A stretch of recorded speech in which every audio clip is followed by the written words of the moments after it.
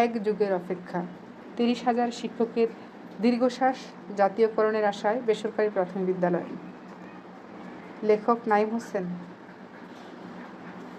সংবাদকর্মী। প্রতিদিন সকালে স্কুলের ঘণ্টা বাজে, ছোট ছোট শিক্ষার্থীরা বই খাতা হাতে শ্রেণীকক্ষে প্রবেশ করে।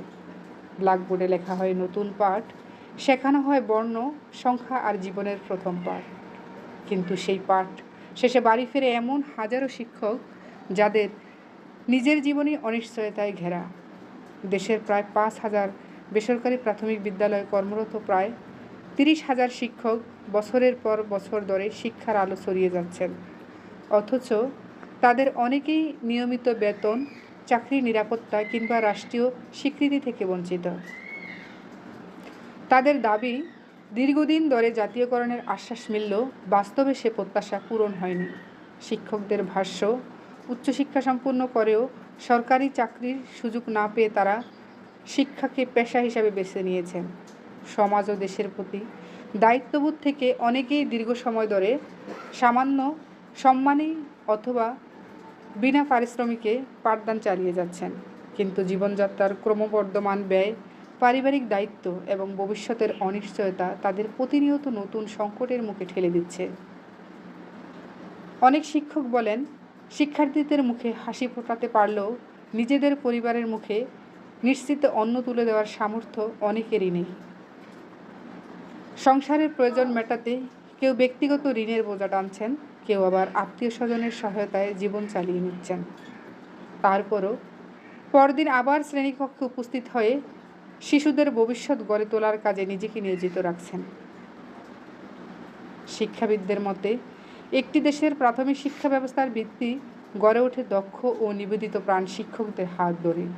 অথচ সেই শিক্ষকরা যদি আর্থিক ও সামাজিক নিরাপত্তাহীনতায় ভোগে, তবে তার প্রভাব শিক্ষার সামগ্রিক পরিবেশ পড়লেও পড়তে পারে। তাই দীর্ঘদিন ধরে দায়িত্ব পালন করা শিক্ষকদের যৌক্তিক দাবিগুলো গুরুত্বের সঙ্গে বিবেচনা করার প্রয়োজন মনে করেন সংশ্লিষ্টরা। বেসরকারি প্রাথমিক বিদ্যালয়ের শিক্ষকরা এর আগে বিভিন্ন সময় জাতীয়করণের দাবিতে আন্দোলন, মানববন্ধন ও স্মারকলিপি প্রদান করেন। তাদের বক্তব্য, দাবি আদায়ের বহুবার আশ্বাস মিললেও কার্যকর সিদ্ধান্তের অপেক্ষায় এখনও শেষ হয়নি। ফলে অনিশ্চয়তা ও হতাশা তাদের নিত্যসঙ্গী হয়ে উঠেছে। প্রশ্ন উঠেছে, দেশের শিক্ষা ব্যবস্থার দীর্ঘদিন অবদান রাখা এই শিক্ষক সমাজের ভবিষ্যৎ কী হবে? প্রায় ৩০,০০০ শিক্ষক ও তাদের পরিবারের জীবনের নিরাপত্তা নিশ্চিত করতে রাষ্ট্রের করণীয় কী? শিক্ষা ব্যবস্থার একটি গুরুত্বপূর্ণ অংশ হয়েও কেন তারা এখনও প্রাতিষ্ঠানিক স্বীকৃতির বাইরে? শিক্ষকদের প্রত্যাশা, সরকার বিষয়টি মানবিক ও বাস্তবসম্মত দৃষ্টিভঙ্গিতে বিবেচনা করবে।